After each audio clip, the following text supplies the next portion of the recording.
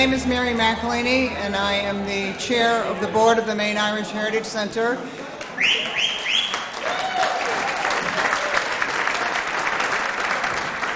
And tonight we gather here as family and friends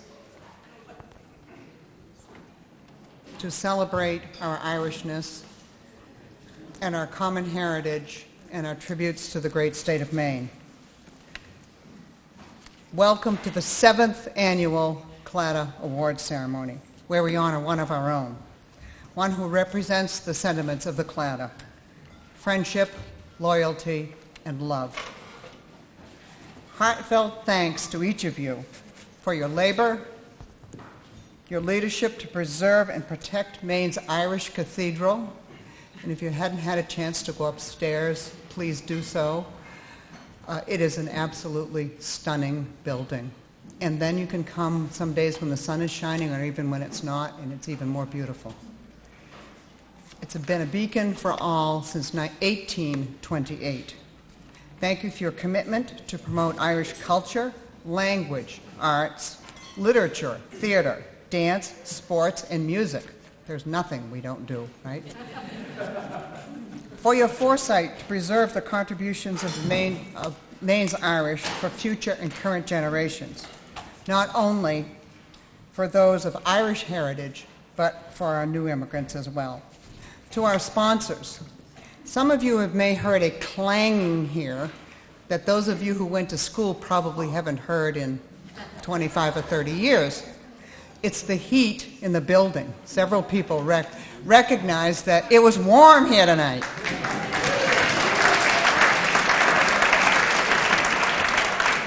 So to Maura Hastings Fuller and Robert Fuller, Maura, last year's Claddagh recipient, who left Ireland for America at the age of 18 and settled in Maine, we thank them for warming the building. And a warm Irish welcome to Bill and Peg Ryan. Hi, Peg. Hi, Bill. Bill and Peg, like Maura, came to Maine as soon as they could. And trust me, not a minute too soon. Bill, I remember from my small business administration days, was the bright light in Maine's financial landscape when he arrived here in the early 90s. Bill Ryan was the Claddagh recipient in 2011. Bill, thank you for our leadership to our state and for your consistent and constant dedication and guidance as we grow and expand the Maine Irish Heritage Center. Thank you.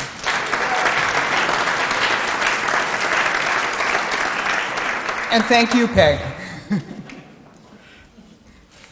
To Unum, for your continued contribution of talent and treasure to the Maine Irish Heritage Center and your innovative efforts on youth mentoring programs. Thank you.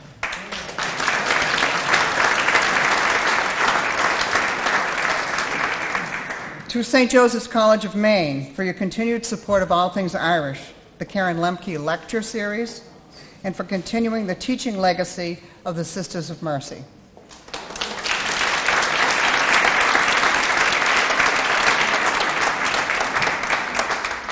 Burns and McDonald. Now that's a good name. Welcome. We're pleased you're here with us tonight. Thank you. To Conley, Cloutier, and Duffett for your unwavering loyalty, support, and friendship.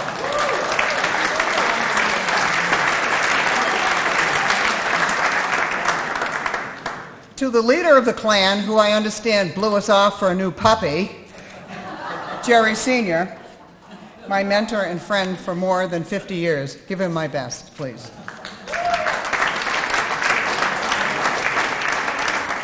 Harvard Pilgrim Healthcare and Ed Kane for their leadership and support of the Maine Irish Heritage Center and all things in Maine. To Patricia McDonough Dunn, counselor, friend, and Maine Irish Heritage Center chair.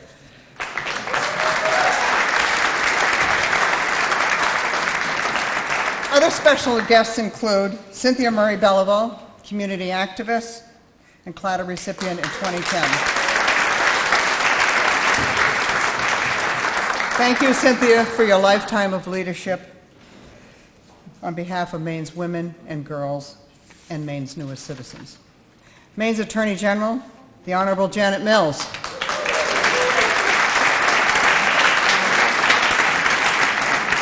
We are better for your leadership. Thank you, Janet. To Jack McCormick, Maine Irish Heritage Center Board Chair, who kept the lights on when the bell fell.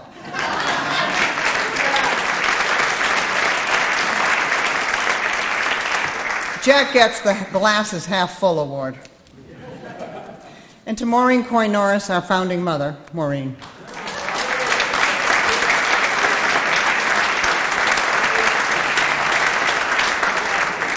To each of you and hundreds of others who make the dream the reality. Kathy Riley, chair of the Irish American Club, our founding partner. Donors, board members, advisory council members, volunteers, and affiliates. Special acknowledgement to our board member, building administrator, event coordinator, volunteer extraordinaire, friend, and counselor to all, Pat McBride.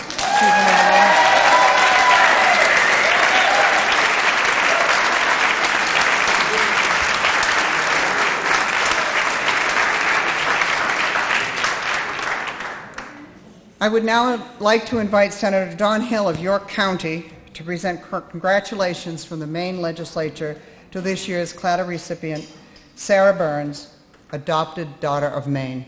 Senator Hill.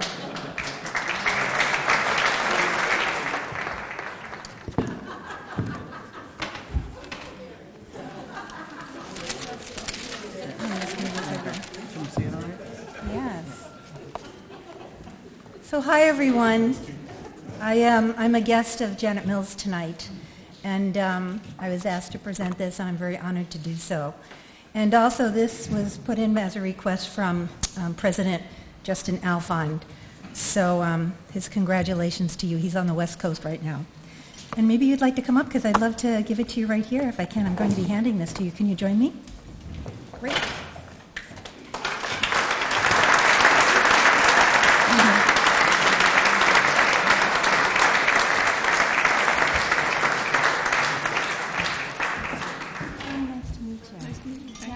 So I'm going to read what it says. This will be my first read, so have mercy.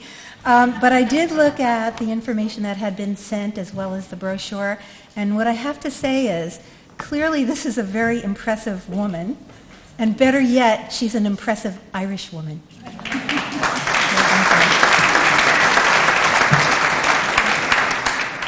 This is called the legislative sentiment, and it's signed by the President and the Speaker of the House, as well as the local representatives.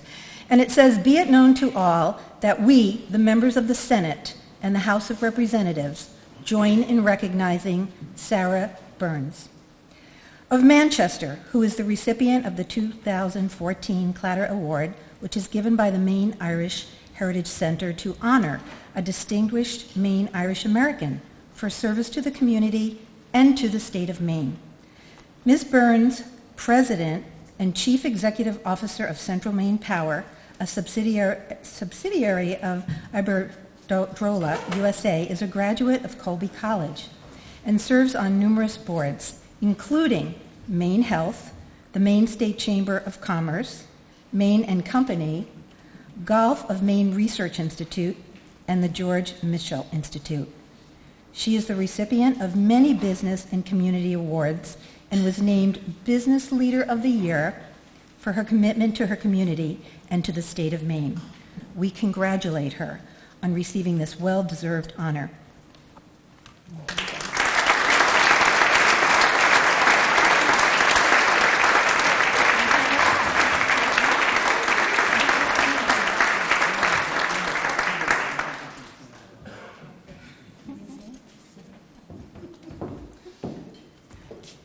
Next is Peter Maurin from the office of Senator Susan Collins, that great Irish lady from the north.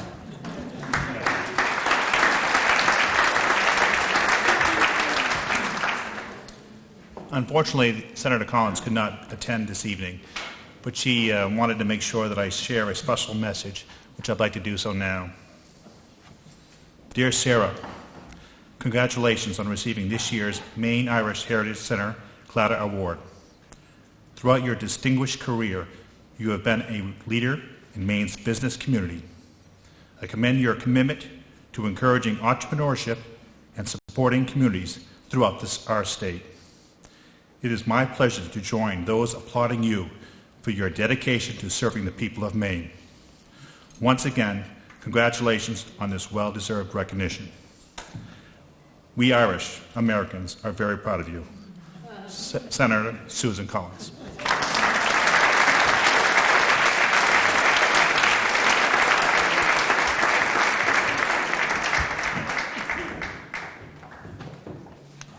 Thank you, Senator Hill, and thank you, Peter.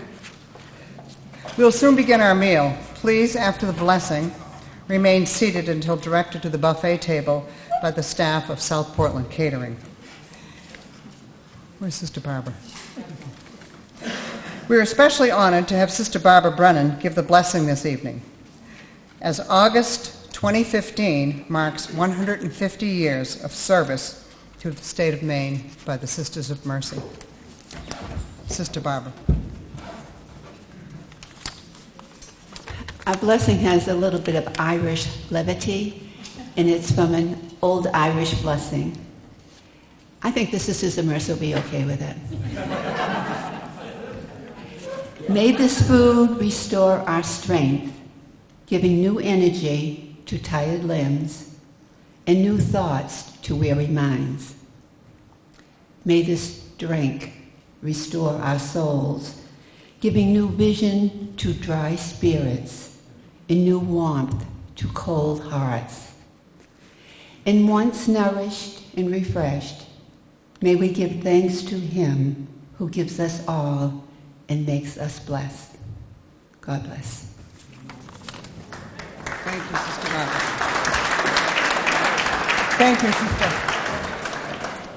The staff of South Portland Catering will now begin to direct you to the buffet lines. So enjoy the meal, enjoy the fellowship, and enjoy the stories. Hello again.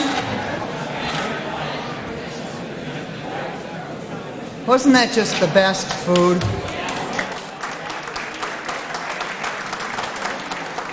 Thank you, Sopo.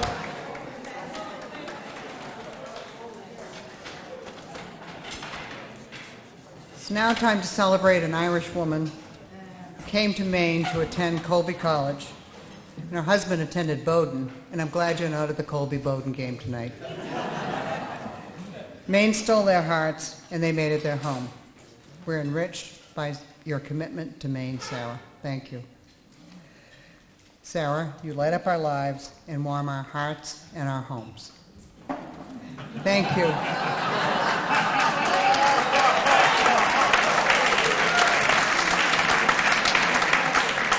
Thank you for choosing Maine as your home.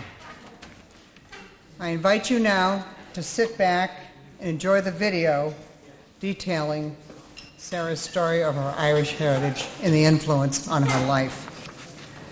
Then, after the video, you will hear from Don Perkins of the Gulf of Maine Research Institute, Bill Caron of Maine Health, and Meg Baxter of the Senator George Mitchell Scholarship Institute, and then our guest of honor, Sara Burns.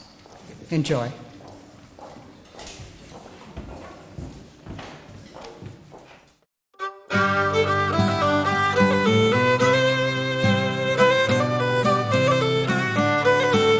You know what I think is great about this experience for me? They called me and I was a little bit taken back, and now it's really made me reflect on where I'm from and who I am and how big the connection is here in the United States.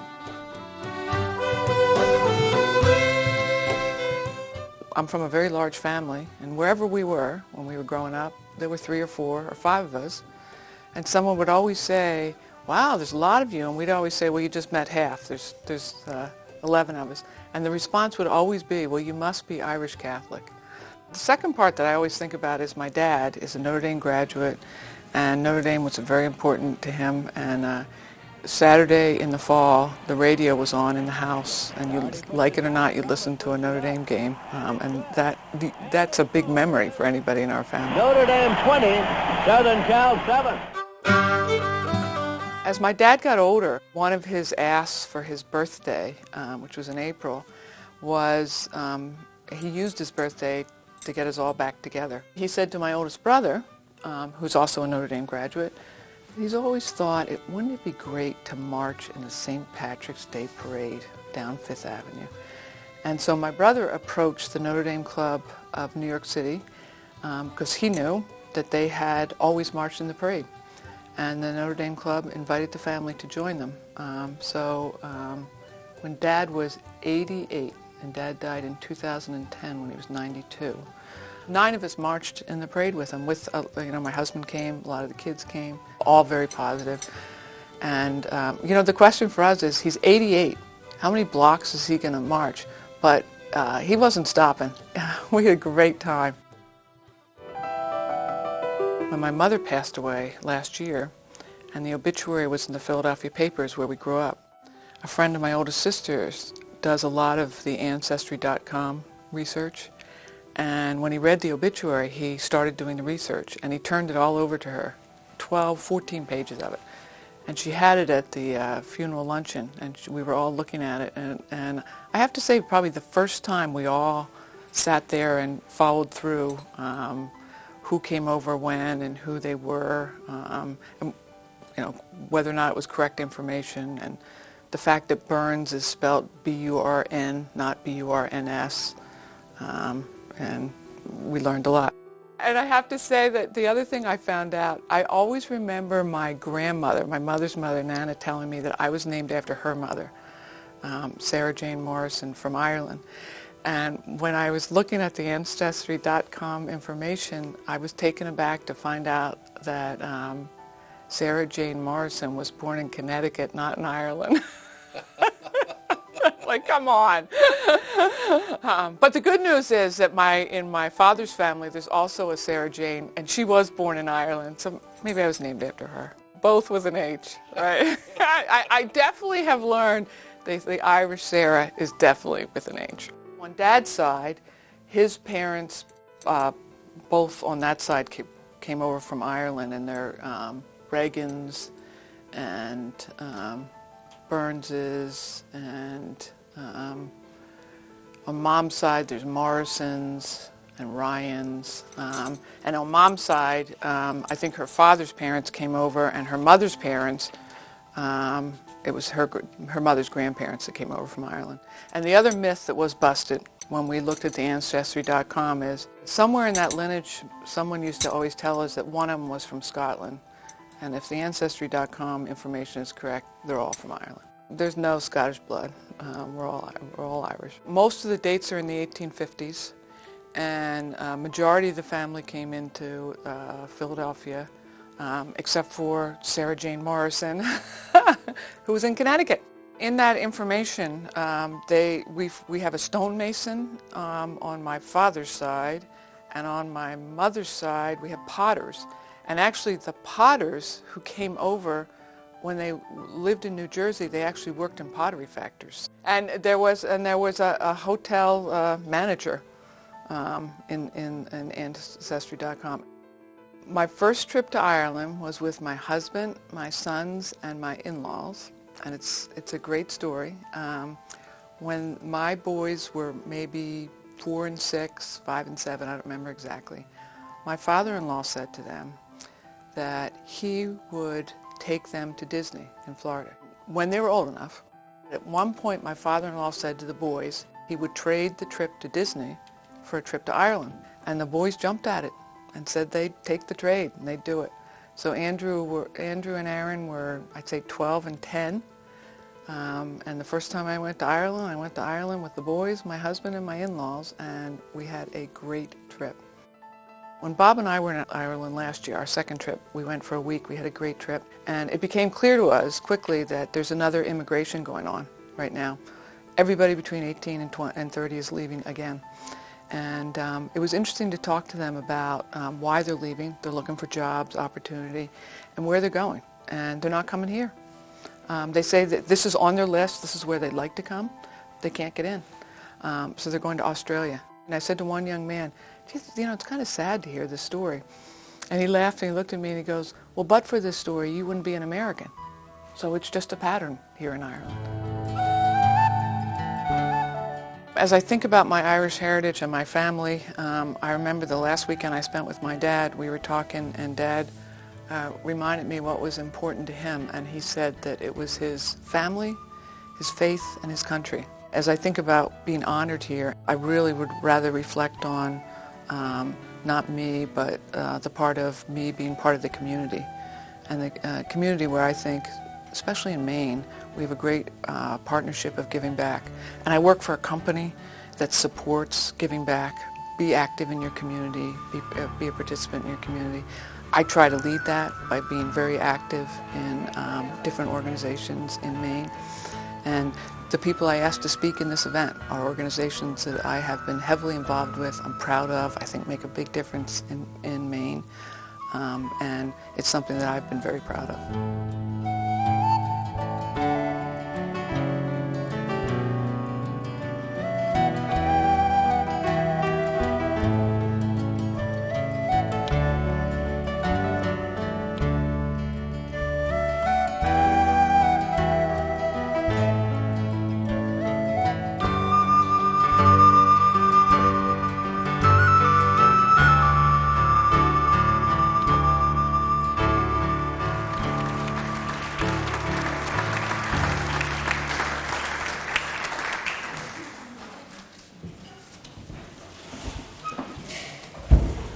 Good evening.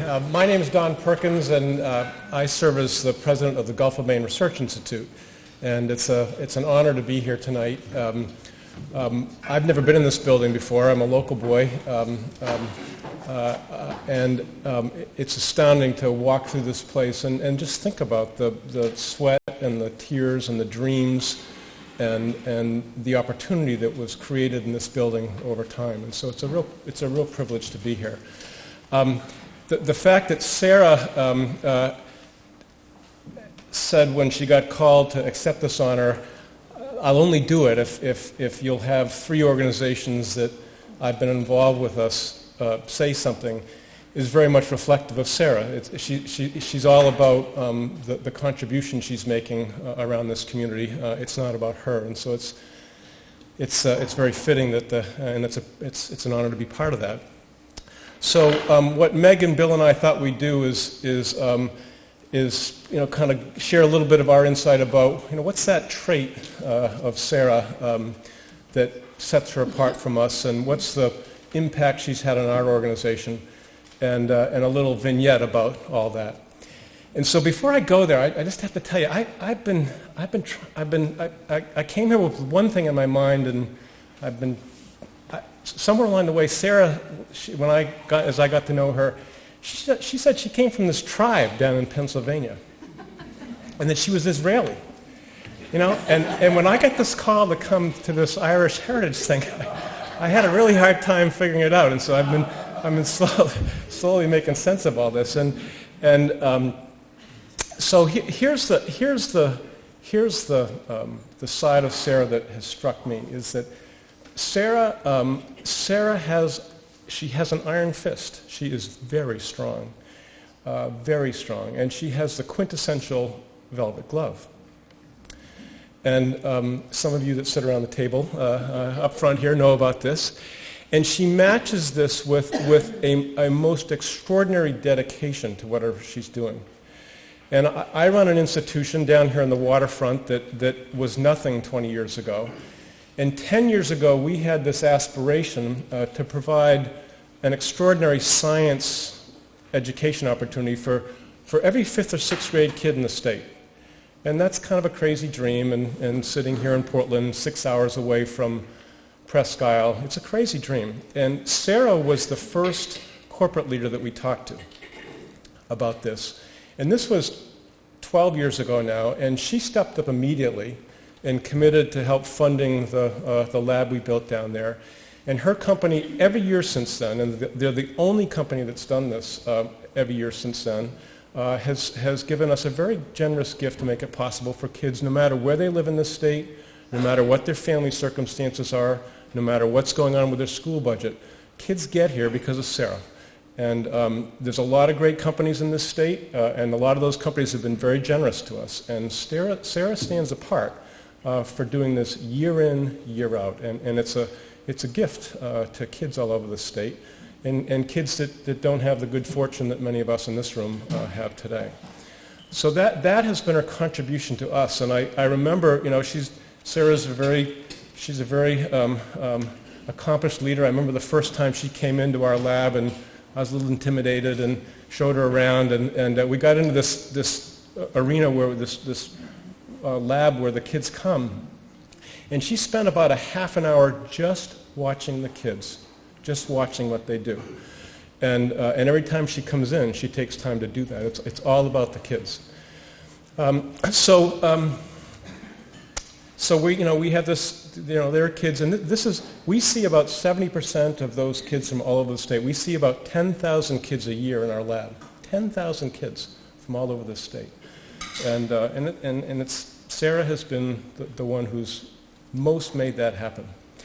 So the last thing I want to share is a little story. Many of you in this room know a governor. One of the great things about this state is that you get to know governors. Joe Brennan is a neighbor. We all know Angus and John Baldacci and Jock McKernan, and governors they're real people, and you get to know them. And one of the challenges with a governor is that they tell you what you want to hear.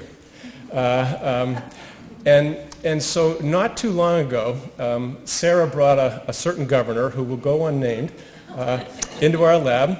And I thought, well, this is nice. We'll go through the process. And the amazing thing is that certain governor, he arrived knowing that he had to make a commitment.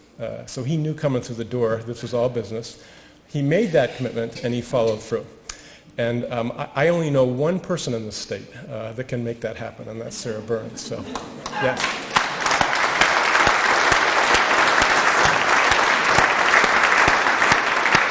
So with that, I'm going to introduce Bill Caron. Bill's the CEO of Maine Health, and you all know who he is. Welcome, Bill.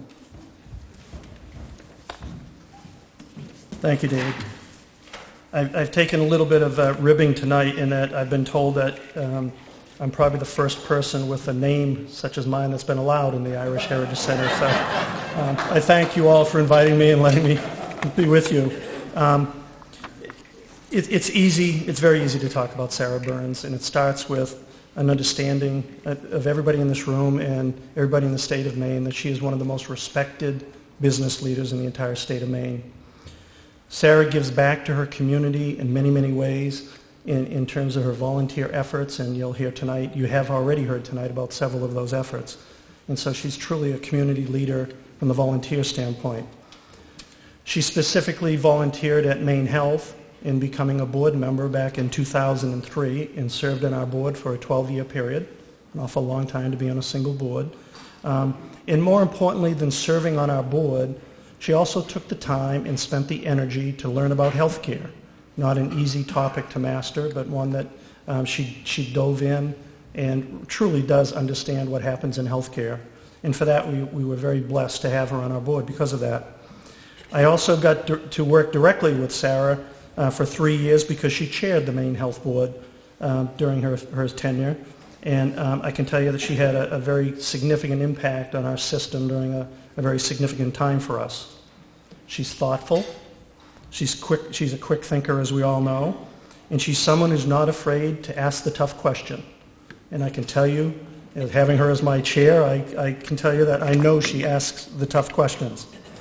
I've also been particularly impressed with Sara in that it's clear that when you talk to Sara and she engages on an issue and you get back into the setting of CMP, it's clear that she relates with everybody in that organization, from the line workers to the executives here in Maine to the executives in Spain.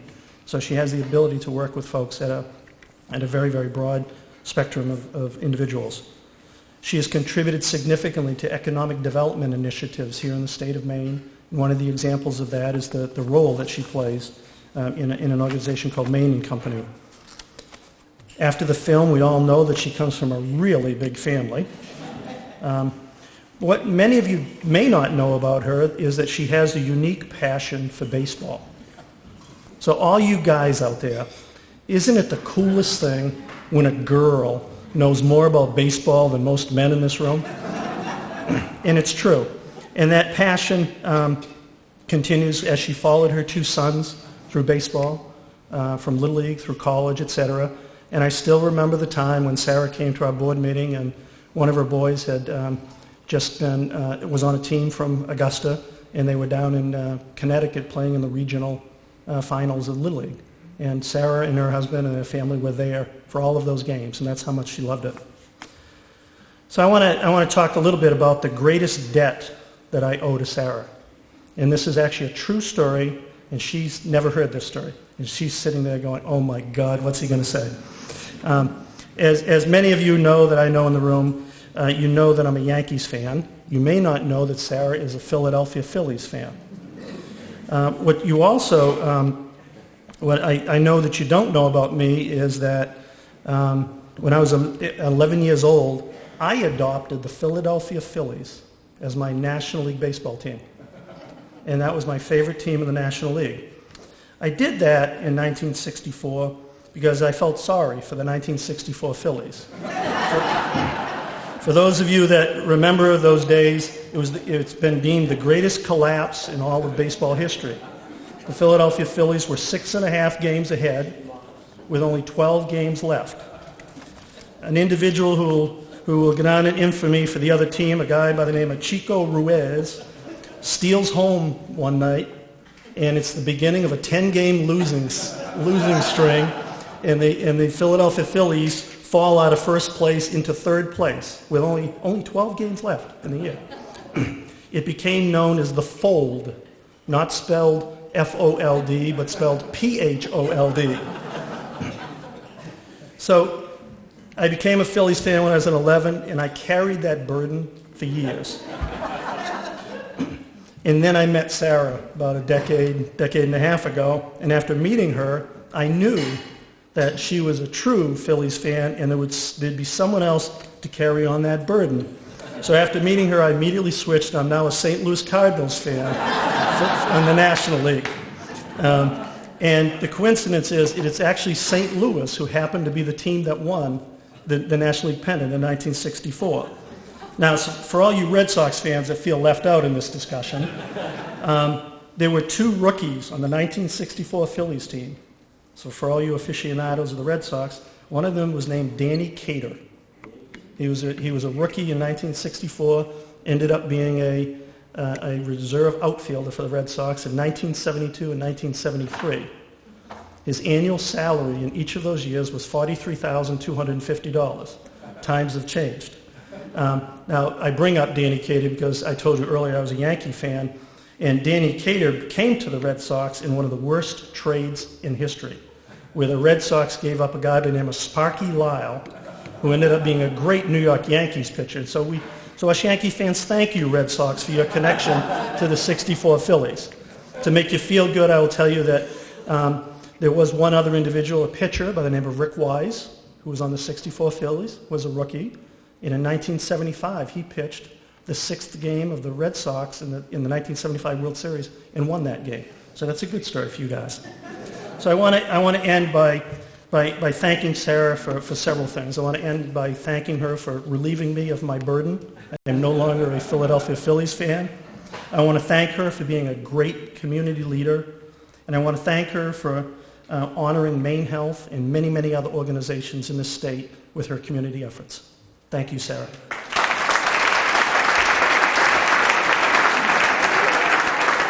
Good evening. I'm Meg Baxter, and I have the privilege of being the president of the Senator George J. Mitchell Scholarship Institute. I'm a Red Sox fan.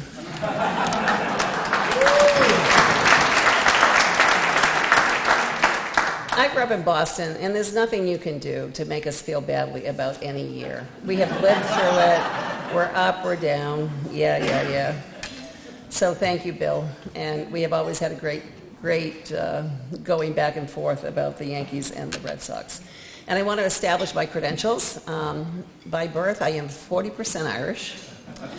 However, I was married to an Irishman for 15 years. More importantly, I worked with Vinnie O'Malley for 5 years.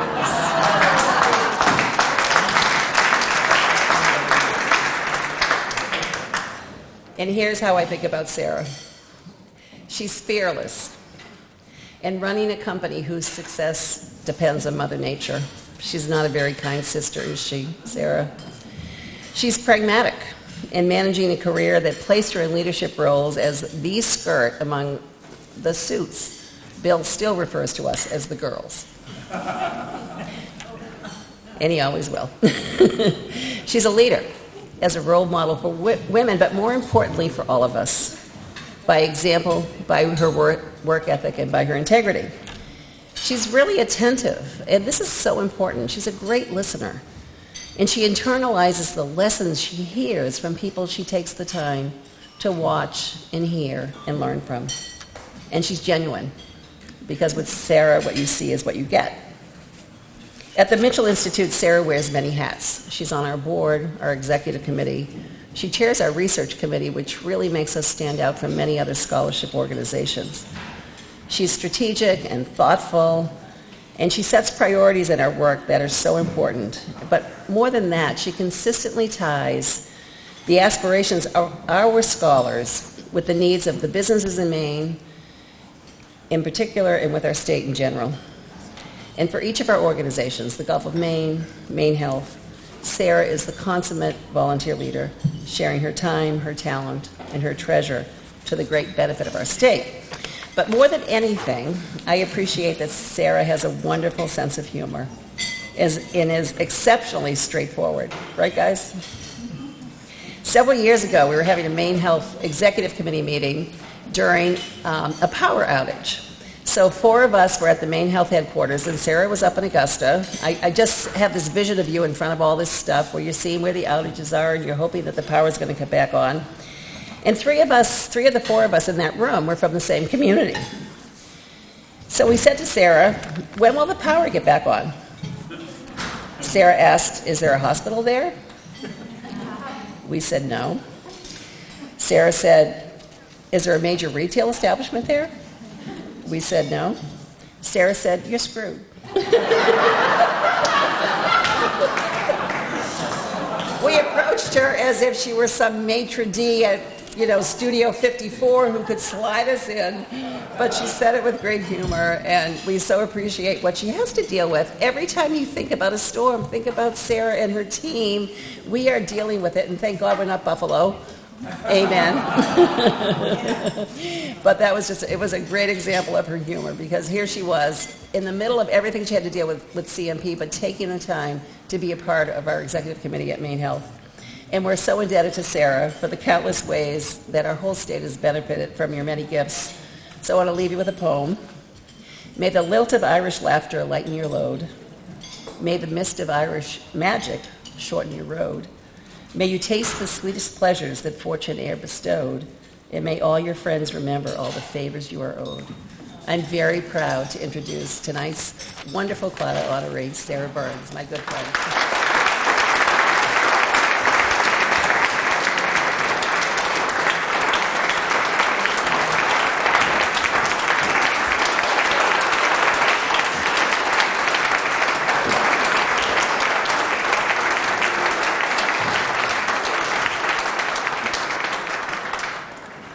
So they set me up throughout the meal, suggesting of all the stories they were going to tell, the 3 of them, and scared me to death.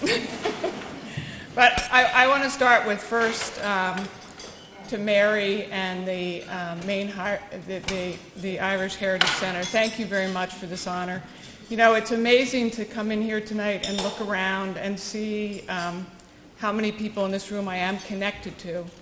Because when I got the original phone call, I knew nothing about the Heritage Center. And in fact, to explain the story about Israel, Pat Eltman actually made the original phone call to me. And Pat said that she wasn't sure I was going to be happy about this, but the board would like to honor me. And I said, Pat, I am confused. I said, I was born in Israel and raised in Israel. And Pat Eltman actually stopped talking for 10 seconds.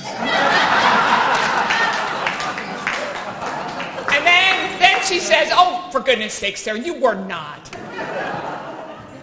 But afterwards, I said to John Carroll at the company, so John, the group wants to honor me, and I tried to get out of it by telling him I had been born in Israel.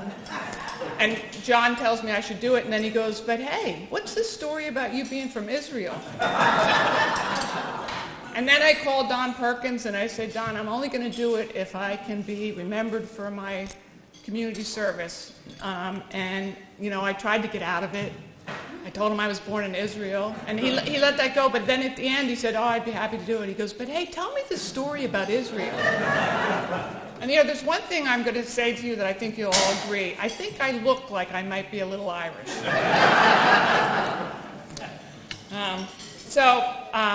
Thank you very much. You know, as I was sitting here, I was thinking tonight about my men, my husband, my sons, and my dad.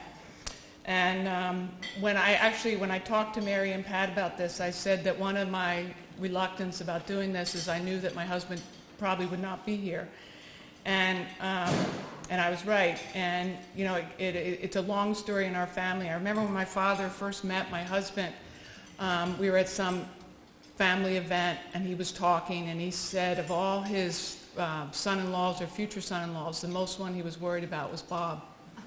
And of course, my family just loved this. They just loved this. They'd laugh, and they thought it was about, you know, they would say it was about me. But my father realized Bob's an only child, and he says the shock of being part of our family. And being an only child, he has elderly parents in Pennsylvania, and almost every other week now he's down there. So and what we're hoping is that we all get together for Thanksgiving. And my sons, the trip to Ireland, when they traded that trip, which if you had asked me when their grandfather was saying, would you trade the trip? What two young boys would trade a trip to Ireland versus Disney World? So it was great. But my first memory of this trip was we flew into Shannon. We get off the plane. We've been off the plane for exactly 1 minute. And I remember that I had a pair of white jeans on, and my young son, Aaron, proceeded to throw up all over me. That's my first memory of Ireland. And you know, when you fly in, you're not checking into a hotel until like 7 o'clock that night. I had a very miserable first day in Ireland. But, you know, I also think a lot about my dad, and my Irish is my dad, I say to people. And I could tell you lots of stories about some of the trips we made with him when he asked us all to get back together. But I'll share with you when we marched in the parade down Fifth Avenue, which, if you ever get a chance, what a fun experience that is. But the night before, the Notre Dame Club of New York invited us to an Irish pub in New York City, which was slightly more fun than the parade. And that place was packed. And at one point, I'm in the corner, and I'm thinking it's time to go home, but I'm with Dad, and Dad's 88, and what am I going to do? Complain that I'm tired? And we're chatting with some stranger, and finally I reached out my hand and said, hi, I'm Sara Burns, and Dad introduced himself, I'm Bill Burns, and the young man says to us, he goes, you know, it's really weird, but I swear every person in this bar tonight is claiming they're a Burns. And I'm thinking, well, there's 19 of us in this bar. And one of my other fond memories, actually my last trip with Dad to Notre Dame, to a game, my brother, my oldest brother, has been the president of the South Jersey Notre Dame Club forever. And he gets all kinds of special deals, and you get to go with him and stay on campus on the weekend of a game in one of the old dorms that was a seminary. And what a great experience that is. And Dad and my brother went every year. And toward the end of Dad's life, Bob and I started going with him. And the last year he went, the New Jersey Club had tickets somewhere on the top of that stadium, and Dad couldn't make the climb. So the Alumni Association gave my brother Bill 2 tickets right on the 50-yard lines, 4 rows up. And I said, I volunteered quickly that I'd sit with him. And then the deal was we'd sit by quarters. But anyway, so we sit down, and there's a young man on the other side of Dad, and they're chatting, and Dad was class of 40, the young man was like class of 85 or something, and they're chatting away, and the young man's like, I got these tickets. It was some long explanation, and he looked at us and he goes, are these your tickets? And Dad goes, no. He goes, I got them because I have a tough time climbing, and the young man goes, these are the greatest tickets in the stadium. And my father said to him, I don't particularly like them. I'd rather be up top with the family. So I think of him as my Irish. And, the other thing that when the family heard about this, there's now been a discussion about, we ought to all go to Ireland together. And I'm thinking, I was worried enough about what they were going to say. But a trip to Ireland, wow. But the other thing that I wanted to say as I look around this room, there's a lot of people in this room who I have had long relationships through business or volunteer that have had a huge impact on the 30 years I've been in Maine. And I'm going to start with Bill Ryan. When CMP was bought out by Energy East, Bill was on our board. And when people ask me, Sarah, did you ever have a mentor in business that you think about? I always think of Bill and the wisdom that he shared with me through that buyout and the experiences and the advice. And not only the advice that he gave me, but situations that I had to deal with that he helped me manage through. Without ever pushing back, he was always there for me. And I've always appreciated that, and I always recognize him as somebody that I've learned a lot about business from. Everybody in this room has an experience with Vinnie O'Malley, of course. Mary asked me to come and visit the center, and Vinnie was here, and Vinnie and I got to know each other. I don't know what year it was, Vinnie, but he and I were on a committee to solve the workers' compensation horrors, right, of the state of Maine. And in fact, I think he and I take full credit for fixing everything. It was great. It was great to run into him. And when Mary was announcing that Burns and McDonald was here, and she loves the name, I love the fact that Burns and McDonald is here, and I laugh because they've been working for the company for years on a major transmission project, and every event I attend, they attend, which I think is just wonderful. And I know when they get the phone call, they're like, here it goes again. Okay, we'll be there. I appreciate that. And I also appreciate the fact that Pierce Atwood's here. When I turned on my phone this morning, my son, who's in Manhattan, has texted me at some time last night where he knew I would never read a text. And the text is, do you know John Gulliver? And I text back, yes. Why? And we go on all morning. But, it's a small world. John's son and my son met up somewhere, neither of us know yet, met up somewhere in Manhattan, somewhere after 10:30 last night.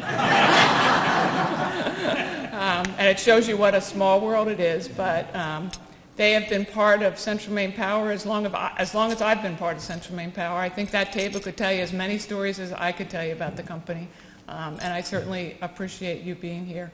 So again, I thank everyone for coming tonight. It's a great honor. I am particularly proud of the community work that I do, and I want to say that I think that I have worked for a company next month. It will be 28 years at Central Maine Power, and I have believed from day one that what Central Maine Power wanted from me was to give back to the community. And I got smarter about giving back to the community over the years, and I've now connected to places where I think are making a big difference in Maine. And the reason I asked Meg and Bill and Don to speak is because they're the groups I'm proudest of in terms of what they're doing for Maine. And then my final thought of a special person who showed up today is Sister Barbara Brennan. So Sister Barbara Brennan was a principal of St. Mary's School in Augusta when Andrew and Aaron went K through 8. And so she helped raise the boys. And she always, if you ever hear her talk about her experience with Bob and myself, she said we were the two toughest parents that she ever dealt with. Almost. And I'll share one of my favorite stories about Sister. One of the things I hated about St. Mary's was on your birthday you didn't have to wear your uniform. And so you fought with your kids. And she would send home notes every year about, that doesn't mean you dress like a slob. It means you dress very nicely. And when Aaron, my younger one, was in 4th grade, he put his foot down. He was dressing like every other kid in that school, like a slob. And his cousin had given him a Michael Jordan shirt. His cousin was 6'7". And he had worn that shirt for I think 13 straight years before Aaron got it. And Aaron was wearing that and a pair of sweatpants to school. And we had a bitter fight. And it was birthday, so it made me sad. But I said, in the end, Aaron, Sister Barbara will decide. So we will go to school, and we will go in, you will be dressed appropriately, and we will ask her. And he marches up to Sister Barbara, and his chin is shaking outside the library, and he says to her, I want to wear my Michael Jordan t-shirt today, it's my birthday. And he has it in his hand. It looks like a kitchen rag. And God loves Sister Barbara. She looks at Aaron and says, no. That was the end of the conversation.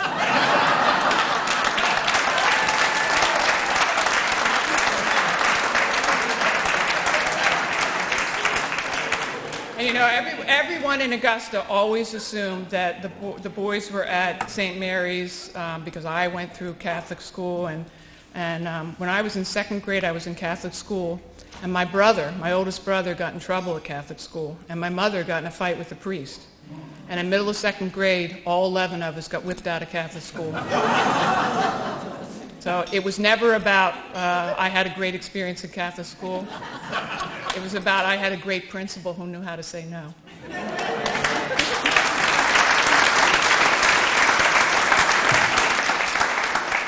So again, thank you, everyone. This was a special honor. And my last and final thought is, when I walked in this church with Mary, my church growing up was the church at Villanova University. I grew up in Villanova. And this church looks like the church at Villanova University. So life is funny. And if you look it up, they are the same vintage churches. So it's nice to be celebrated here, thinking about the church where I grew up. So thank you, everyone.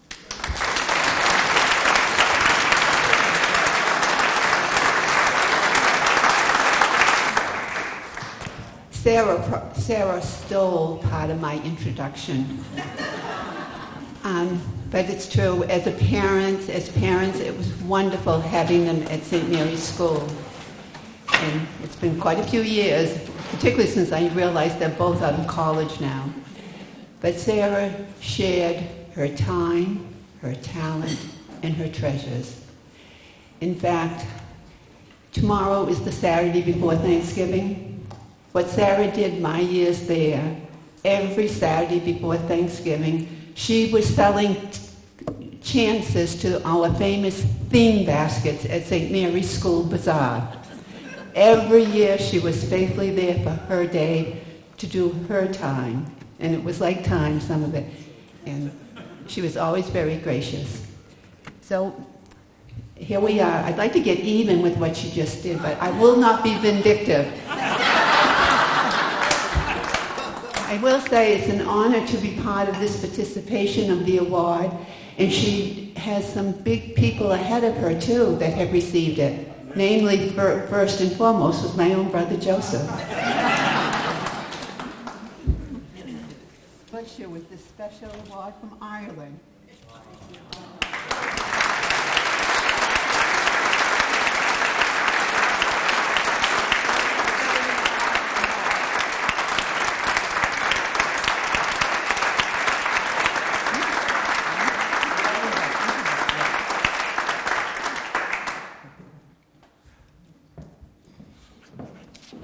Thank you, Sister.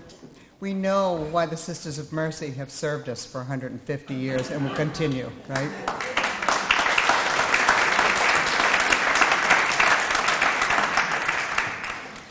Sara, thank you for your wonderful stories and for your contributions to the state of Maine. We usually will close. There's more coffee. There's more cupcakes.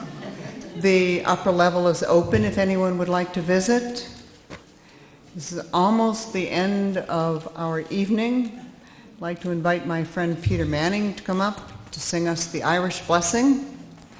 And then with that, we will wish you all a safe home. We invite you to come back all during the year to participate in many of the events that we have.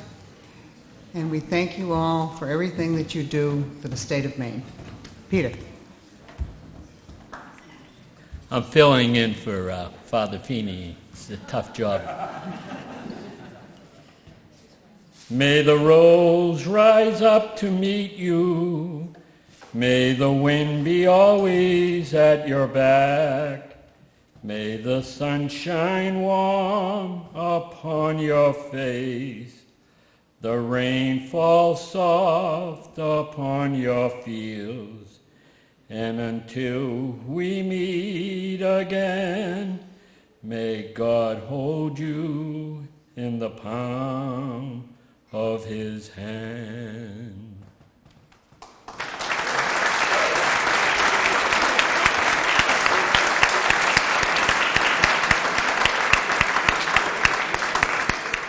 Thank you, Peter. Thank you all. Thank you very much. We'll see you soon.